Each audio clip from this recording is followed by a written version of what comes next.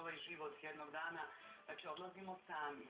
On mora da bude srećan u svom životu. Gledala sam neke emisije gde se partneri raspravljaju ko šta radi. Treba dozvoliti svakom čoveku da ima svoju slobodu za neke stvari koje voli. I onda kad si ti srećan i zadovoljan sa svojim životom, onda ne opterećuješ onog drugog. Ja radim ono što meni odgovara, gde sam ja savršeno srećna, on meni to ne brani, ja njemu isto tako. I onda nasmejani nađemo se negde pa razgovaramo o zajedničkim stvarima.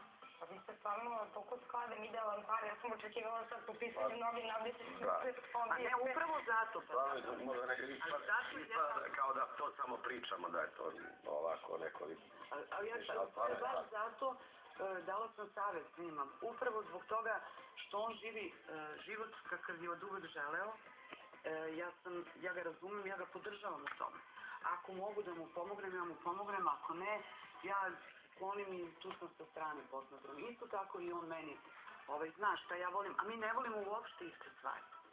Znači ja volim more, volim daleka putovanja, on voli skijanje, ja sam nekako antisportski tip, on je sportski tip, ja volim da jedem, on ne voli da jede. Znači kad bi sad neko analizu napravio, nas dvoje smo dijametralno različiti, ali ono u čemu se slažemo, slažemo se u tome što on razume mene i ja razumem njega. Skoro izašlo daleko od nas u nekim tabloidu, nekom je bitno, to zbog da negdje u Njemačkoj izašlo. Postao sam neko diskotecko Stuttgarta i normalno dolaze na binu i mi se ljubimo sa curama, ja ne znam, a da mi kažu kako smo slika. I ona mi je rekla dobar rečenicu, kaže, a bolje ste kako ste kada ste slikali pijanog negdje ispod stola ili da ste slikali u nekim situacijama ružnim, bez veze. To je čak i nemoguće. Čovek normalno ne sme sebi da dozvoli da baš padne nekako, da kažem, nisko, sam sebe da degradira. Jer najteže je sam sebe pogledati u ogledalo. Mislim, može meni 1000 ljudi da kaže ti si, ne znam, super, ako se ja tako ne osjećam. I obrnuto. Ali najvažnije je sam sa sobom da razgovaraš i da kažeš ja sam srećna, ja hoću to i to me čini zadovoljnim, ovo neću, ovo ne želim. I to je jako važno.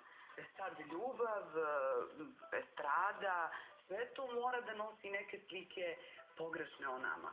Ili čak i ispravne, nebitno.